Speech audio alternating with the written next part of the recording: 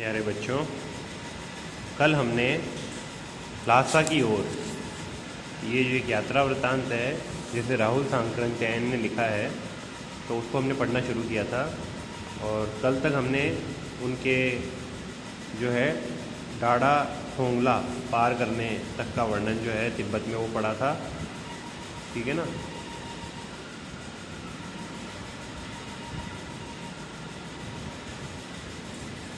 तो आज हम इसके आगे देख रहे हैं कि अब हमें सबसे विकट डाडा थोंगला पार करना था। डाडा तिब्बत में सबसे खतरे की जगह है। 16-17 हज़ार फीट की ऊंचाई पर होने के कारण उसके दोनों तरफ मीलों तक कोई गांव गिराव नहीं होते। नदियों के मोड़ और पहाड़ों के कोनों के कारण बहुत दूर तक आदमी को देखा नहीं जा सकता। डाकुओं के लिए यही सबसे अच्छी जगह है। तिब्बत में गांव में आकर खून हो जाए तब तो खूनी को सज़ा मिल भी जा सकती है, लेकिन इन निर्जन स्थानों में मरे हुए आदमियों के लिए कोई परवाह नहीं करता। सरकार, खुफिया विभाग और पुलिस पर उतना खर्च नहीं करती और वहाँ गवाह भी तो नहीं मिल सकता। डकैत पहले आदमी को मार डालते हैं, उसके बाद देखते हैं कि कुछ पैसा है कि नहीं। हथियार का कानून न रहने के कारण यहाँ लाठी की तरह लोग पिस्तौल बंदूक लिए फिरते हैं। डाकू यदि जान से न मारे तो खुद उसे अपने प्राणों का खतरा है। गांव में हमें मालूम हुआ कि पिछले ही साल थोंगला के पास खून हो गया।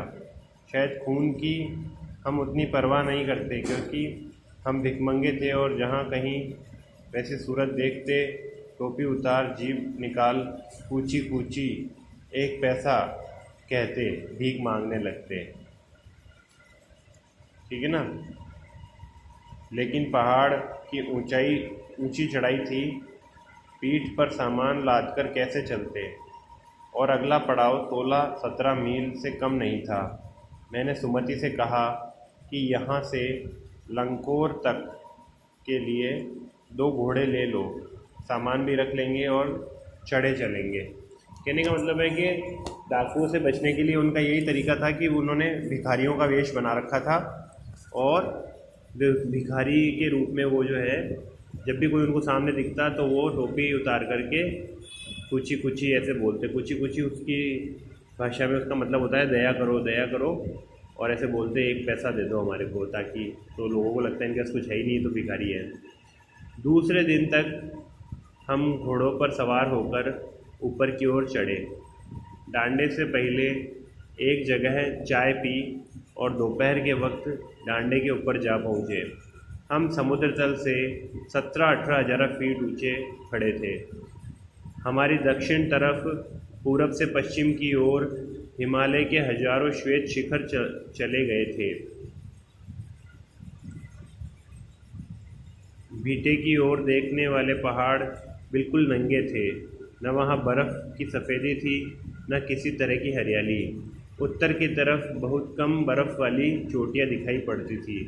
सर्वोच्च स्थान पर डांडे के देवता का स्थान था, जो पत्थरों के ढेर, जानवरों की सींगों और रंग बिरंगे कपड़े की झंडियों से सजाया गया था। अब हमें बराबर ऊंचाई पर चलना था। चढ़ाई से कुछ दूर थोड़ी मुश्किल थी, लेकिन उतराई बिल्कुल नहीं। शायद 2-1 और सवार साथी हमारे साथ चल रहे थे। मेरा घोड़ा कुछ धीमे चलने लगा। मैंने समझा कि चढ़ाई की थकावट के कारण ऐसा कर रहा है और उसे मारना नहीं चाहता था। धीरे धीरे वह बहुत पिछड़ गया और मैं दोकिनवस्तों की तरह अपने घोड़े पर झूमता हुआ चला जा रहा था। जान नहीं पड़ता था कि घोड़ा आगे जा रहा है या पीछे। जब मैं जोर देने लगता तो वह और सुस्त पड़ जाता। एक जगह 2 रास्ते फूट पड़े थे। मैं बाएं का रास्ता ले 1.5 मील चला गया। आगे एक घर में पूछने पर पता चला कि लंकोर का रास्ता दाहिने वाला था। फिर लौटकर उसी को पकड़ा। 4-5 बजे के करीब मैं गांव से मील भर पर था तो सुमति इंतज़ार करते हुए मिले। मंगोलों का मुंह वैसे ही लाल होता है। और अब तो वह पूरे गुस्से में था। उन्होंने कहा, मैंने 2 टोकरी कंडे फूंक डाले, 3-3 बार चाय को गर्म किया। मैंने बहुत नरमी से जवाब दिया, लेकिन मेरा कसूर नहीं है मित्र।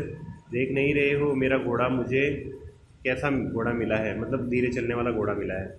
मैं तो रात तक पहुंचने की उम्मीद रखता था। खैर, सुमति की जितनी जल्दी गुस्सा आता था उतनी ही जल्दी वह ठंडा भी हो जाता था। लंगकोर में वह एक अच्छी जगह पर ठहरे थे हम लोग, मतलब, और यहाँ भी उनके अच्छे यजमान थे। पहले चाय सत्तू खाना खाया गया।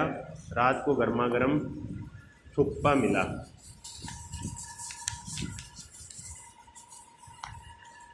इसके आगे, अब हम तिंगरी के विशाल मैदान में थे, जो पहाड़ों से घिरा टापू सा मालूम होता था। इसमें दूर से एक छोटी सी पहाड़ी मैदान के भीतर दिखाई पड़ती है। उसी पहाड़ी का नाम है तिंगरी समाधिगिरी। आसपास के गांव में भी सुमति के कितने ही यजमान थे।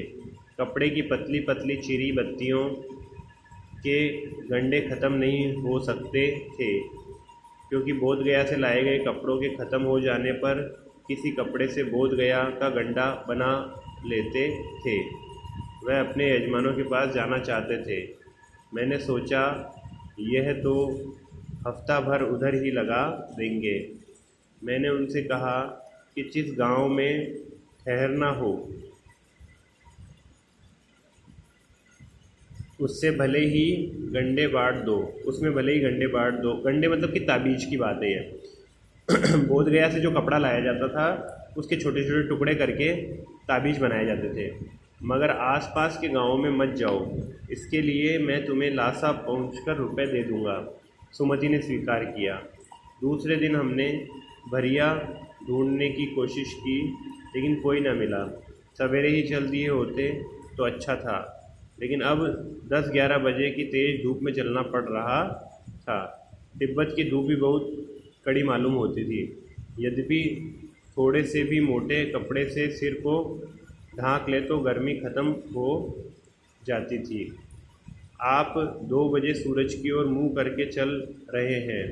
ललाट धूप से जल रहा है और पीछे का कंधा बर्फ़ हो रहा है। फिर हमने पीठ पर अपनी अपनी चीज़ें लादी, डंडा हाथ में लिया और चल पड़े।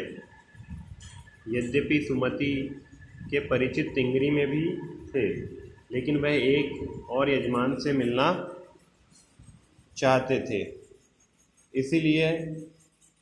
इसीलिए आदमी मिलने का बहाना कर शेखर विहार की ओर चलने के लिए कहा। तिब्बत की ज़मीन बहुत अधिक छोटे बड़े जागीरदारों में बटी है। इन जागीरदारों का बहुत ज़्यादा हिस्सा मठों विहारों के हाथ में है। अपनी अपनी जागीर में हर एक जागीरदार कुछ खेती खुद भी कराता है, जिसके लिए मजदूर बेगार में मिल जाते हैं, यानी कि खाने के बदले मजदूरी करने वाले मजदूर। बेगार का मतलब होता है सिर्फ भोजन लेकर के काम करने वाले। दोनों समय भोजन खाएंगे आपका, और कुछ कपड़े वगैरह साल में 1-2 बार वो ले लेते हैं, उसको बेगार कहते हैं, बिना पैसे काम करने वाले। खेती का इंतजाम देखने के लिए वहाँ कोई भिक्षु भेजा जाता है, जो जागीर के आदमियों के लिए राजा से कम नहीं होता। शेखर की खेती के मुखिया भिक्षु नंदसे बड़े भद्र पुरुष थे। वे बहुत प्रेम से मिले। हालांकि उस वक्त मेरा वेश ऐसा नहीं था कि उन्हें कुछ भी ख्याल करना चाहिए था। यहाँ एक अच्छा मंदिर था। भेष ऐसा नहीं था का मतलब है कि वो भिखारी के वेश में था ना, लेकिन उसके बाद भी भिखारी के वेश में देख करके भी उनको बहुत प्रेम से वो जो वहाँ का जो भिक्षु था, वहाँ का जो बौद्ध भिक्षु था, वो बहुत प्रेम से मिला, जिनसे कंजूर यानी कि बुद्ध वचन अनुवाद की हस्तलिखित 103 पोथियाँ रखी हुई थी। मेरा आसन भी वहीं लगा। वह बड़े मोटे कागज़ पर अच्छे अक्षरों में लिखी हुई थी। एक एक पोथी 15-15 सेर से कम नहीं रही होगी। सुमति ने फिर आसपास अपने यजमानों के पास जाने के बारे में पूछा। मैं अब पुस्तकों के भीतर था, इसलिए मैंने उन्हें जाने के लिए कह दिया। दूसरे दिन वह गए। मैंने समझा था 2-3 दिन लगेंगे, लेकिन वह उसी दिन दोपहर बाद चले आए। तिंगरी गांव वहां से बहुत दूर नहीं था। हमने अपना अपना सामान पीठ पर उठाया और भिक्षु नमसे से विदाई लेकर चल पड़े। यानी कि वहाँ पर ये इसमें जो राहुल सांकृत्यायन हैं, ये एक खोजी प्रवृत्ति के व्यक्ति हैं और इनको पता चला कि इस जगह पर 103 किताबें ऐसी है जो हाथ से लिखी हुई किताबें यहाँ पर पड़ी हैं। तो फिर वो उन किताबों को पढ़ने लगे, क्योंकि उनको कई भाषाओं की जानकारी थी, तो वो जानना चाह रहे थे कि आखिर इनमें लिखा क्या है। तो ये पाठ है, आप इस पाठ को घर पर आराम से पढ़ लेंगे। अभी तक भी अगर आपने पुस्तकें नहीं ली हैं या होमवर्क आप नहीं कर रहे हैं, तो आप अपना होमवर्क कंप्लीट करें। बुक्स आपने अगर नहीं लिए तो आप ले लें। तो आज की वीडियो में इतना ही बच्चों। थैंक यू बेटा।